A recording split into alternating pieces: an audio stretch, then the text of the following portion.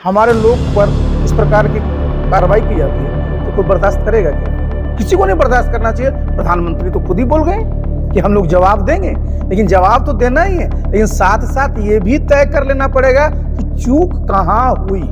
भागलपुर के नाथनगर विधानसभा क्षेत्र में आशा पार्टी के राष्ट्रीय अध्यक्ष आरसीपी सिंह ने प्रेस को संबोधित करते हुए केंद्र और राज्य सरकार पर तीखा हमला बोला। आरसीपी सिंह ने जम्मू कश्मीर के पहलगाम में हुए आतंकी हमले के लिए केंद्र सरकार पर सवाल खड़ा किया। उन्होंने कहा कि प्रधानमंत्री को यह भी जवाब देना होगा कि चूक कहां हुई। एक बात तो मैंने शुरू में ही कहा कि जो आतंकवादी हैं वो कहां से आते हैं, सिर्फ भारत के लोग ही नहीं बल्कि दुनिया के लोग जानते हैं। नंबर तो ये। दूसरी बात, भाई हमारे भारत की जितनी सेना है, जितने हमारे सेंट्रल मिलिट्री फोर्स है, ज़्यादातर की तैनाती कहाँ होती है? कश्मीर में, नॉर्थ ईस्टर्न स्टेट्स में। और उसके बाद इस तरह की जब घटना घटती है तो देखिए मैं बताता हूँ, एक शब्द होता है अंग्रेजी में कंप्लेसेंसी, कंप्लेसेंट हो जाते हैं। निश्चिंतता का माहौल जब किसी भी चीज़ में आ जाता है ना, तब जाकर के ये जो है आप सावधान नहीं रहते हैं, सावधानी जो है आपकी घट जाती है, और जब सावधानी घटती है तो इस प्रकार की दुर्घटना होती है। अगर हमारे जितने भी वहाँ पर फोर्सेज हैं, डिप्लॉयड हैं, अगर उनमें निश्चिंतता का भाव नहीं आया हुआ रहता तो मैं नहीं समझता हूँ कि इस पर घटना घटती। किसी भी कीमत पर, जहाँ पर बताइए बॉर्डर का इलाका है, वहाँ टूरिस्ट जा रहे हैं, सैकड़ों की तादाद में जा रहे हैं, और कोई भी पुलिस का फोर्स का डिप्लॉयमेंट नहीं है। क्या मतलब कहता है कि आप बिल्कुल निश्चिंत हो गए कि सब जगह बिल्कुल शांत है, जबकि देखिए कभी भी ऐसे मामलों में निश्चिंतता का माहौल नहीं होना चाहिए, चाहे अंतर्राष्ट्रीय स्तर हो, राष्ट्रीय स्तर हो या प्रादेशिक स्तर हो। यहाँ भी मैंने क्या बताया कि 2005 से 2010 में बिहार में लोग निश्चिंत हो गए कि अब तो सब अपराधी लोग भाग गए। अब क्या स्थिति है?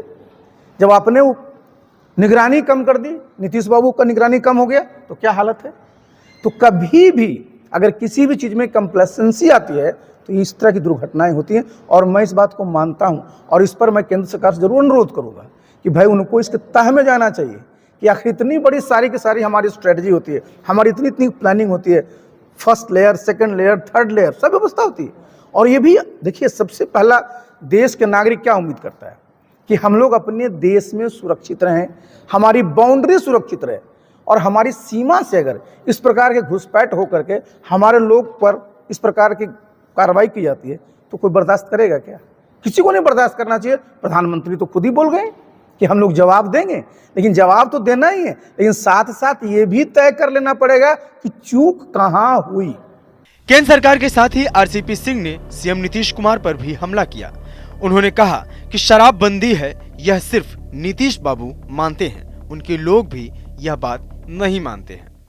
उनके साथ जितने लोग हैं वो भी नहीं मानते हैं कि शराबबंदी है, समझे ना। और मैंने तो एक बार नहीं कई बार कहा है कि एक डिल्यूजन में रहते हैं लोग। उनको बता दिया कि भाई आप न सिर्फ एक अच्छे प्रशासक हैं, समाज सुधारक भी हो जाइएगा। मैंने कहा कि भाई प्रशासक समाज सुधारक नहीं होता। समाज में कोई नहीं चाहेगा कि नशा का प्रयोग हो, लेकिन सरकार का जरा सोचिए, शराबबंदी की आपने चर्चा की, सबके लिए लूज लूज सिचुएशन है। होना क्या चाहिए? सबके लिए विन विन। सरकार का करीब 30 से 35 हज़ार करोड़ का नुकसान है। बिहार सरकार कहाँ संसाधन है? आप जरा जाइए ना, क्या हाल है किसी चीज़ में। अगर सरकार को जो फीस है, आप लाइसेंस का रिन्यूअल कराने जाइए, मैं भी देख रहा था 2,500 रुपया फीस, 2 रुपया लगता था पहले।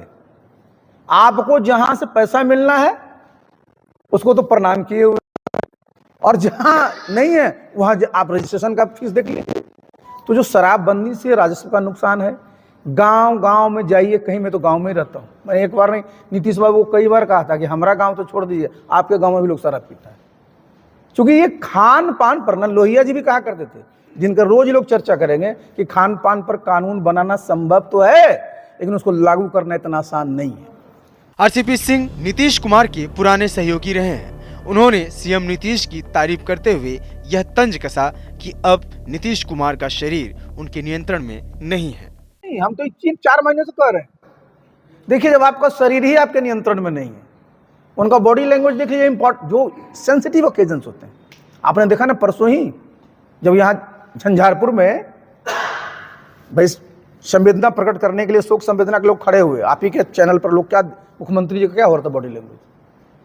गांधी जी की पुण्यतिथि पर उनका बॉडी लैंग्वेज आपने देखा ही, कई जगह पर आपने देखा।